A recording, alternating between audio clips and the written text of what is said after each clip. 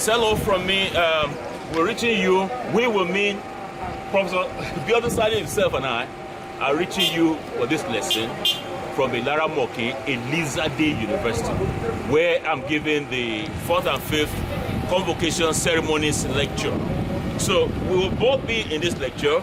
He's representing the Executive Secretary, my Baba Rashid, and after the lecture, we'll then go on to our own lecture of Vigby. So see you soon. Oh yes, that soon is now when we're taking a look at the third part of our practical exercises on assessing, at this time, staff matters. Yeah, last lesson, we looked at the second part of the academic matters, all of these items. In this lesson, what are we going to do? We're going to be taking on staff matters. We're going to go from staff-student ratio all the way to staff development of non-academic staff. For our participants from other African countries, is the same thing. Actually, the process is the same. You have the standards and they have the maximum scores, and then what we're going to go through in terms of process, like this lesson and the others we've heard, is how you score. Now, I'd like to congratulate you on your huge success, the weekly text. Number 3, let's see how you perform. This is the back end of the show, and you can see. Let's look at the graph.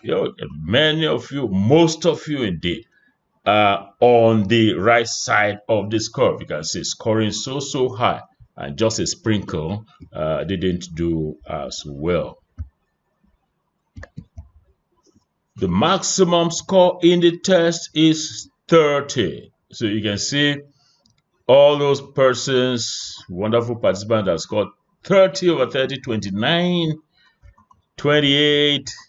So you can see you all did so very well. All did very well. One is highly impressed with your performance. So please, professors, keep it up. Yeah, so I've congratulated you, and to remind ourselves, we're going to look at these standards. And we're going to begin with staff-student ratio. So what does the instrument say? Instrument is telling us that the adequacy of teaching staff may be determined by the extent to which they meet the provisions of the PMAS in respect of the following ratios. Now, look at the area I've highlighted in red, red here. Actually highlighted in yellow, and this part in red.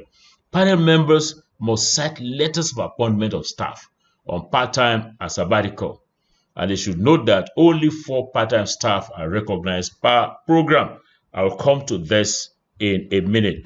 In a minute will mean I'm going to now turn over to Dr. Miriam Sally's guide on staffing. She presented the first lesson, excellent lesson. So I'm going to be falling back on that. So she's giving us staff-student ratio. This is very simple arithmetic, which is the actual number of students over actual number of staff. So, hey, I'm in your program. Tell me how many students you have. Let me see their files. There are 200. Okay, how many staff do you have? So, look at this. This is important. The full-time staff will be 1 person, 1 mark per person.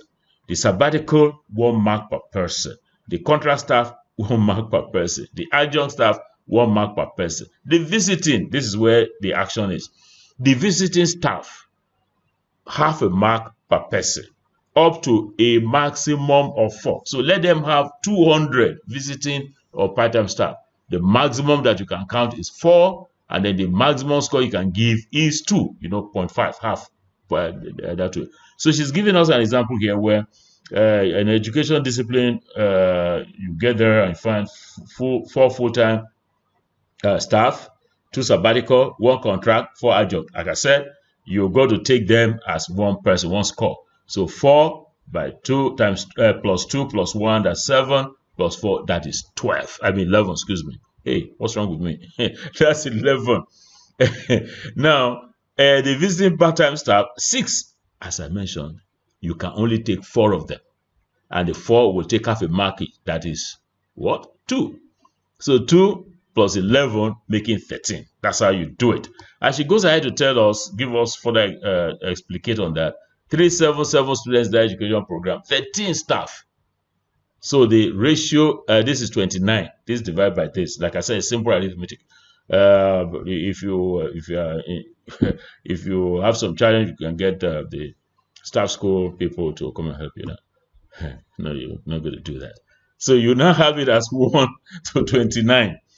So, for education, law, social sciences, the actual ratio as specified by the National Universities Commission is 1 to 30. Now you are getting 1 to 29. So maximum score applies here. The question somebody will ask me, I don't know if you will ask, but I'm going to ask myself. Assume this is 1 to 3. So this is better. So better than 1 to 30. So that's also going to score full marks. So let's get back to our scoring thing on this staff-student ratio. If you comply 100%, that's 3 marks. That is, you have 1 to 30, or 1 to 29, or 1 to whatever that is less than 30. For that group of 1 to 30, then it's 3 marks.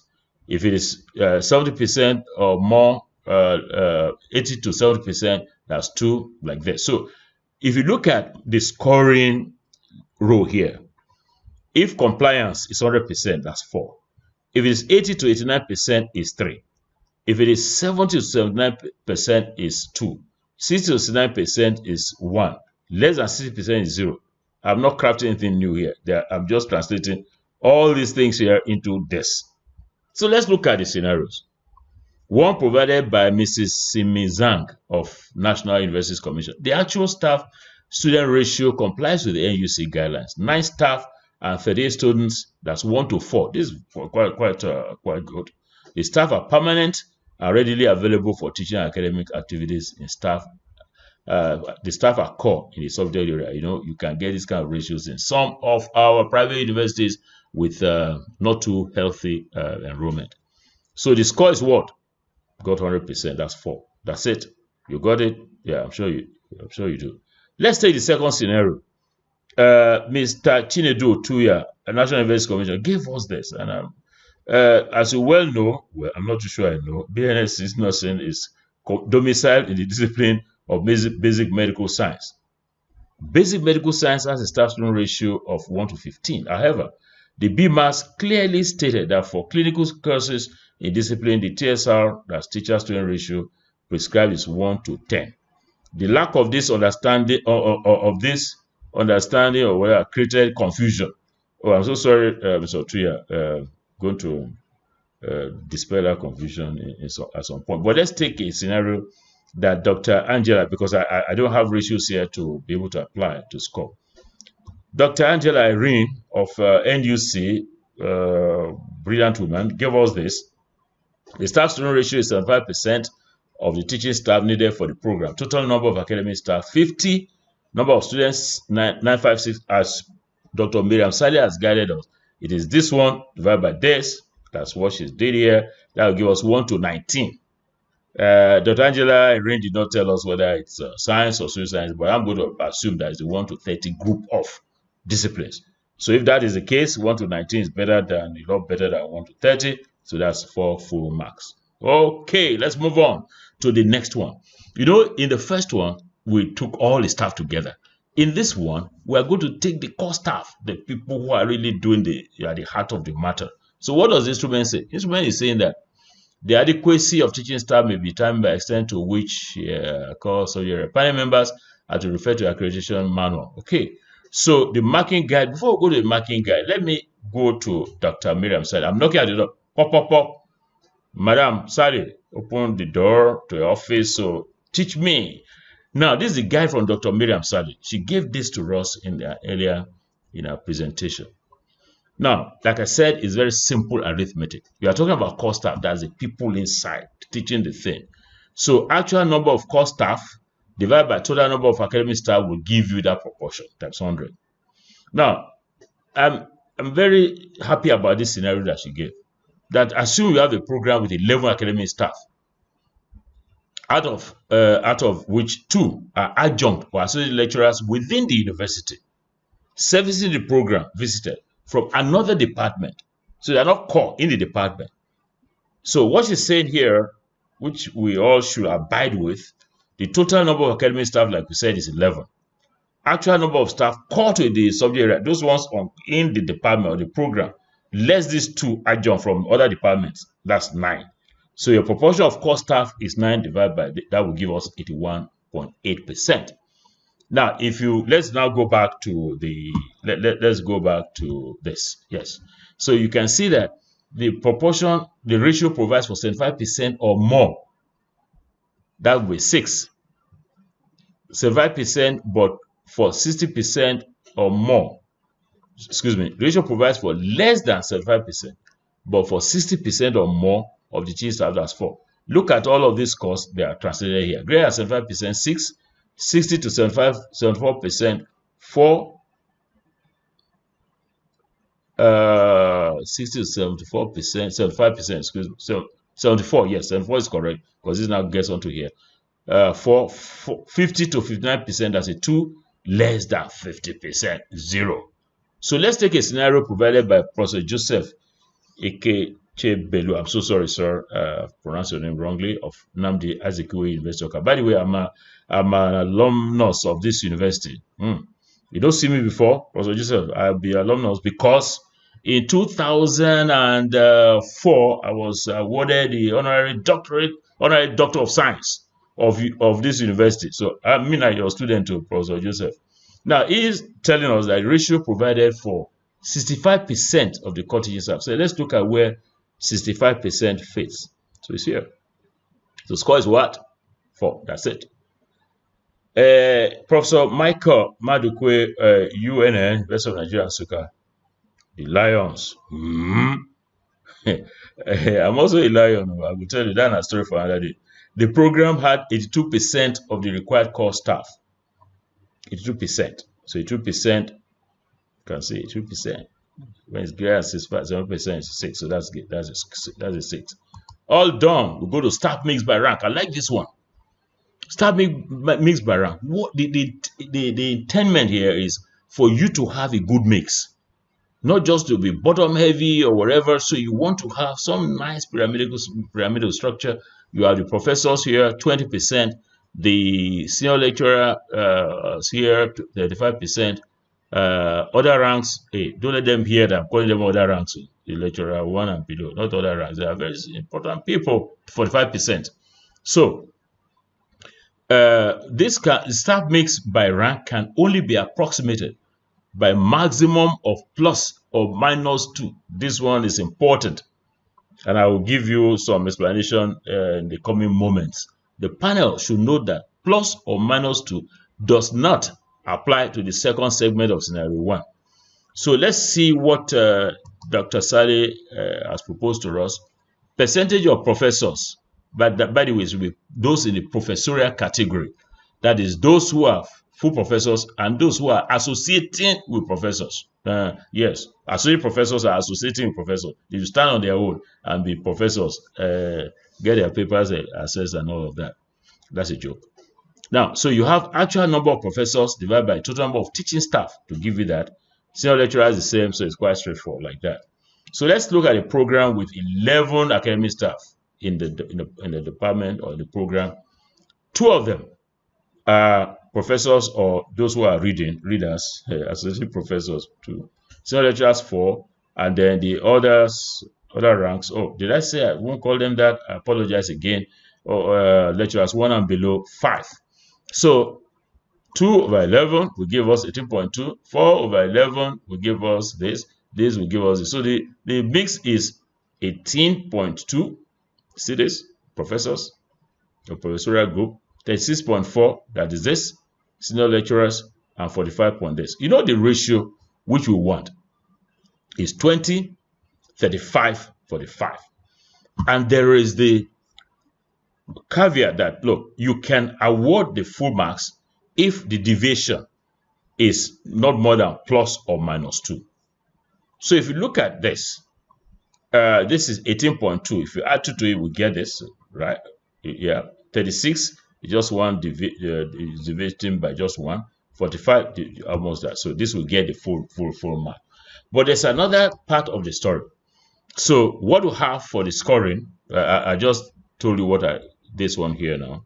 5 for if it meets everything. over 25% of professors 5 years. I'll come to it. Consistent with NUC guidelines in only one category, 3. Does not meet the guidelines, 0. So, see, if it's correct for all categories, is 5. For only one is 3. Incorrect for all is 0. Hey, there's a catch to this only one. Now, let's look at the scenario that Professor Miriam Solomon, University of Jos, has given to us. The staff mix by rank is 10. 10 is weird now. Let's see 10. And this, you can see, huge deviation. Underrepresentation of professors. 15 senior lecturers. 75, bottom heavy. We don't need to read all of this again. That's clear 0. Thank you, Professor Miriam Solomon. We'll take the next one. Instead of prescribed 20, 35, 45, we have 23.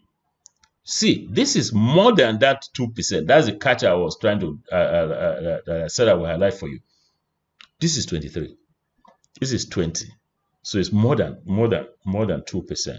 So more than 2, excuse me.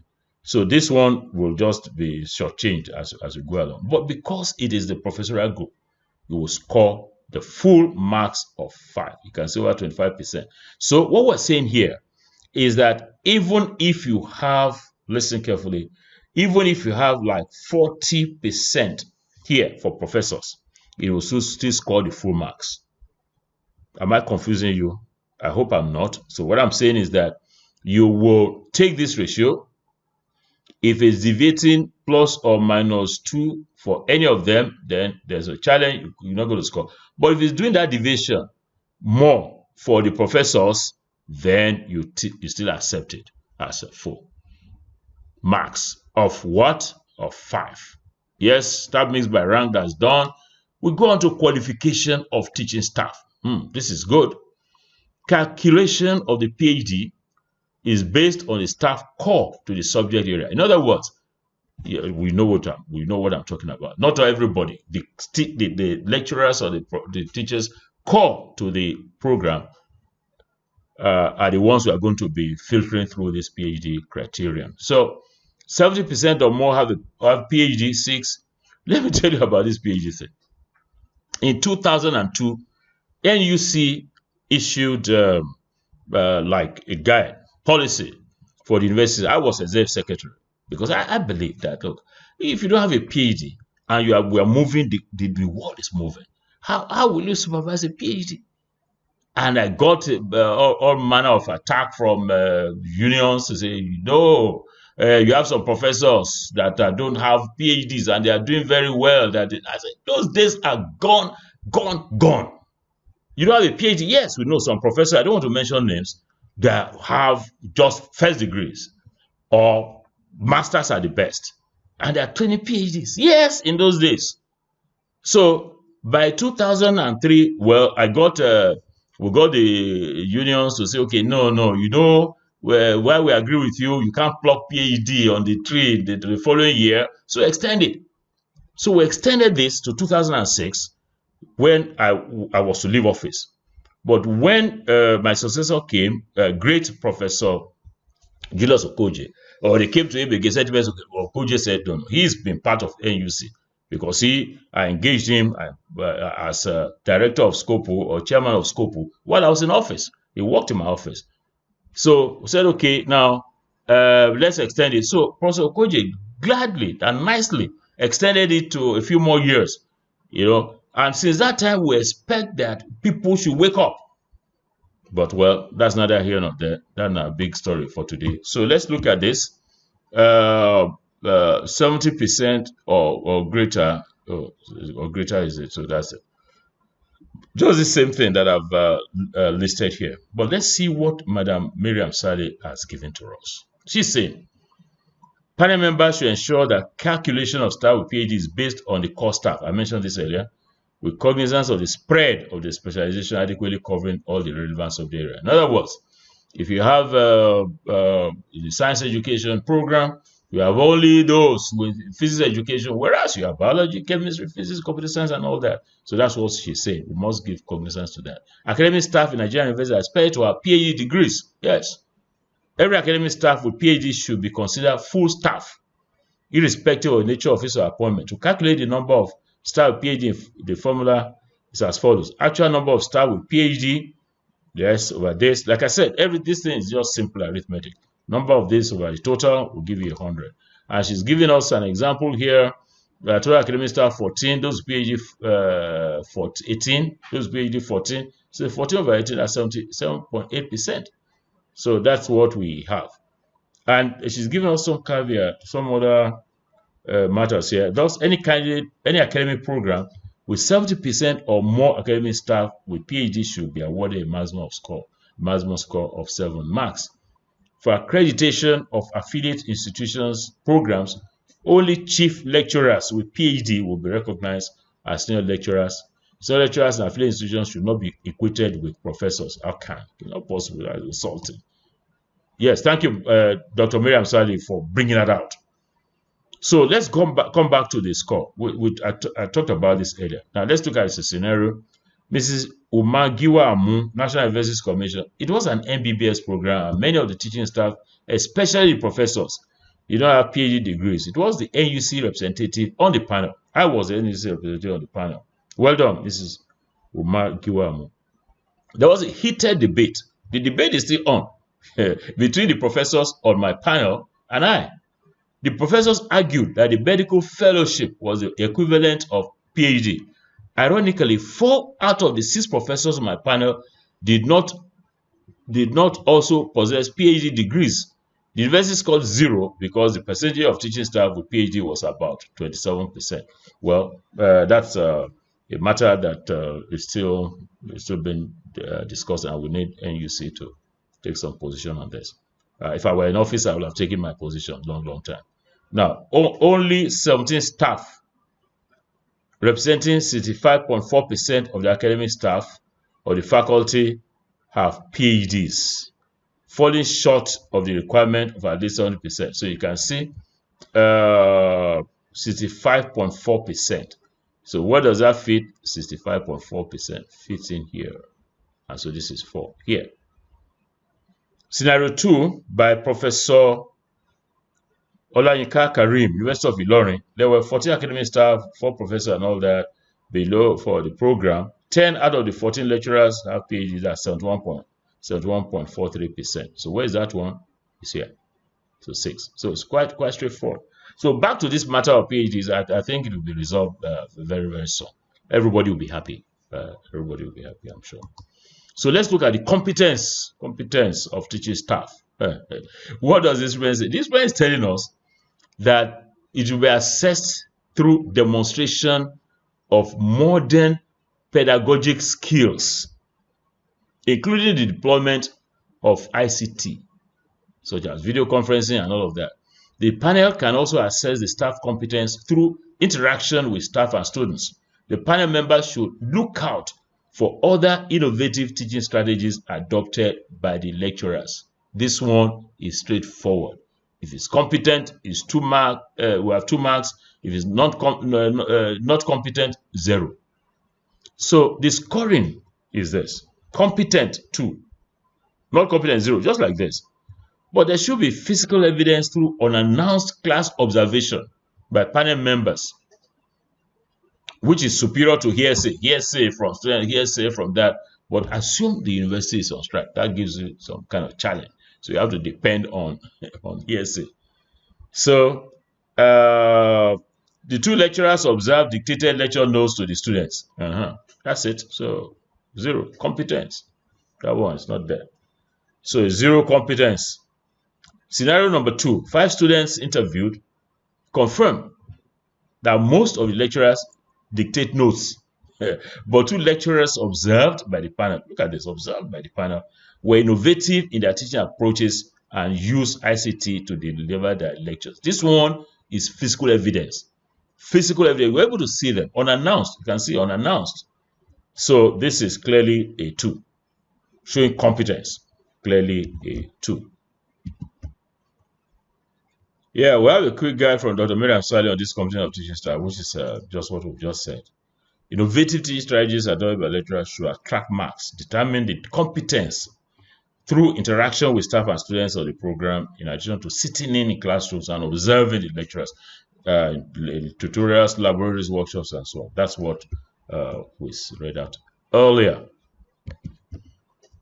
Let's go on to administration of the department. What does the instrument say? The instrument is saying you should have head of department, you should be a specialist in the field, and should have considerable experience in educational administration. So marking guide is given like this, but let's see what Dr. Sally. Okay, we don't have anything from here. So let's look at what the marking guide is, which is quite straightforward, by the way. It's run by a qualified academic, senior lecturer and above, and very effective and efficient, 2 marks. So this is appropriating 2 marks. Run by a qualified academic, senior lecturer and above, and efficient, 1 mark. So you can see that, okay, let's take the third one. Run by an experienced academic, generally ineffective and efficient, 0. So qualified is 1, very effective and efficient is 1, to give us these 2. Let's look at the scenarios. Scenario 1, given us by Professor Aliu Sulaiman, Bayero University, Kano. The department is run by a qualified and experienced academic in the position of a professor. His style of administration and academic leadership is effective and efficient. The esprit de corps existing among the staff is commendable. Very good. So 1 for qualified, 1 for efficient, making 2. Let's take the second scenario given to us by Professor Nkiru Meludu of UNIZIG.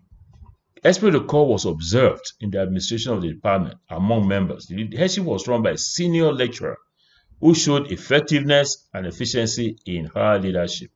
Right, so you can see qualified, effectiveness, and efficiency, 1, that's 2 marks. That's good. So let's move on to non-teaching staff. What does the instrument say? The instrument is saying that these are the support staff that are required for the proper running of the laboratories, clinics, studios, and all that. Panel members should assess the quality and number of the staff in relation to their adequacy in providing the needed support. Panel members should confirm the number of non-teaching staff on ground with those listed in the self-study form. So what do you have here? Adequate in terms of number and quality, 3. Not adequate in number, but of quality, 2. So that's why in my scoring guide, I put quality as 2 and number as 1. So this explains it here. Adequate in number, 3. Not adequate in number, and quality, but of quality, 2. Both not good, 0. So let's take some scenarios. But before we do that, let's see the guide from Dr. Miriam Sali, our Director of Accreditation, about non-teaching staff. Panel members should confirm the quality and number. We read this out. The approved ratios are technical staff 4, academic staff to 1 to 4. That's it.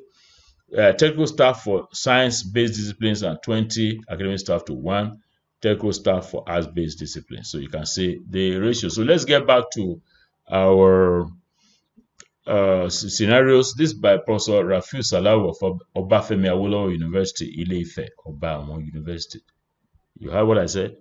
Okay, don't worry if you didn't hear. The non-teaching staff are of good quality. So we're here. But slightly inadequate in number. Slightly inadequate in number. So adequacy in number, we have missed this one. There's need to increase the number of non-teaching staff for effective functioning of the department. So you can see why my scoring guide is helpful. Quality, 2. Number, not so good. So it's 2. Ms. Eko Etim, National University Commission, Madam has given us each program had no dedicated non-teaching staff. Basically, the department had 2 non-teaching staff but serviced all the programs. So that's clear. 0. Can we move on? Yes, we can. Oh, no. Let's go on a short break. And when we come back, we'll continue with a few more of the staff standards. See you on the other side.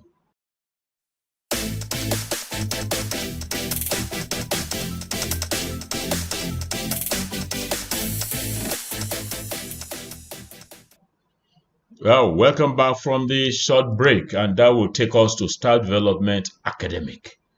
Now, what does the instrument say? Instrument is telling us that this is achieved through the attendance, seminars, industrial attachments, degree and higher degree courses. So the guidelines are here. We'll come back to them, but let us hear a word from Dr. Miriam Sali on staff development. All forms of training activities of core academic staff sponsored on the program are considered as staff development. Panel members should note that a lecturer in the payroll of the university on self-sponsored workshops or seminars, conferences or graduate training is also considered beneficiary of staff development. So whether you are self-sponsored or you are sponsored by the university, that's still staff development. Please note that. Irrespective of the number of times a lecturer's name appears in the list, he or she will be counted as one. So if you have a long list and the same person is only one that you go to count. So when counting, the panel should consider only staff on full-time tenure, sabbatical, and adjunct appointment with the institution, meaning that visiting part-time staff should not be considered. So the percentage is number of staff who benefited over total number of staff. Very simple arithmetic times 100 will give you the percentage. So let's look at the scoring. Staff development program exists. At least 70% of teaching staff in the department have benefited from it in the past 3 years. 5 marks. 60 to 69%, 3 marks. Past 3 years. 50 to 59, 1 mark. So this is the scoring scheme, which is a summary of this. 70 to 100%, 5. 60 to 69, 3. 50 to 59, 1. Less than 50%, 0. So Professor Celestina Isiramen of Ambrose Ali University, Ekpoma, has given this to us. She's saying, staff development program exists in university. 80% of the 10 teaching staff are benefited. 5 of the teaching staff attended international academic conferences and the rest of them. So that is clear 5. 80%. So 70 to 100. 5. Let's take what Professor Pius Okiki Afebabala University has given to us. About 20% of academic staff of the department benefited from staff development in the last 3 years. At least 70% of them are expected to benefit. So that's quite clear. 20%. Where is 20% here? You can see less than 50%. That's clear 0. So let's go to staff development, non-teaching staff. Got to develop them too. Non-teaching staff, I'm using the synonym here, it would be non-academic staff. So we'll have this list names of staff of the department that benefited past 3 years, say the type of staff development program. Where a list is not provided, the program should not be awarded any points. That's why I've highlighted this. No list is provided. They just give you something by mouth, word of mouth, and you don't have any, even if a list is there, you don't have any documentation to back up the thing. No. NUC is telling us no point, and I agree with that. So this is the guide. Let me see whether Dr. Miriam Sai is giving us something. Yes, panel members should ensure that non-teaching staff benefit. Yes, panel members should state the type of training required and list the category of staff to be recommended. The need for additional training for any category of non-teaching staff for the program should also be stated by the panel members. So this is not only about scoring them, it's also about giving the university the guide as to what to do. So we'll move on to the scoring. Staff development exists. 70% of non-teaching staff are benefited the past 3 years. Other postgraduate program, conferences, workshops, seminars, that's a 2. You know, we're sharing 2 marks here. So it's actually either 2 or 1 if it's between 50 and 69%, or a 0 if it's below 50%. So that's what I presented here. This row, very important. 70 to 100, 2, 50 to 69, 1. Less than 50% is a 0. So let's see what Mr. Rabi Ibrahim of National Universities Commission has given to us. The universities I visited tend to focus more on the staff development of the academic staff. That is largely true than the non-teaching staff. In most cases, they always fail this section as they couldn't even meet 50%. Okay, fine. So you're about here. So it's a 0. Mr. Oriabure Iyayi of NUC. You know, our NUC people are very good, very skilled, very, very diligent, very brilliant people. So we have this scenario. No non-academic staff was found to have benefited from the staff development program. That's clear. 0. We are moving on to what? Oh, we've done it all. Interesting. So in this lesson, what did we score? You can see we did staff student ratio, proportion, we did all of this. And the last one we did now is the staff development, non-academic staff. I think we've done well for this practical number 3. But just before I go, the Russians said, oh, we are the first to go to space. Of course, Sputnik. USA said, no, nonsense. We are the first to land on the moon. Somebody said, we'll be the first to land on the sun. That's an African. USA people, the sun is too hot. You cannot land on it. Then African men will say, we are not stupid. We will go at night. That one, something else. So from me, until the next class, it is bye for now.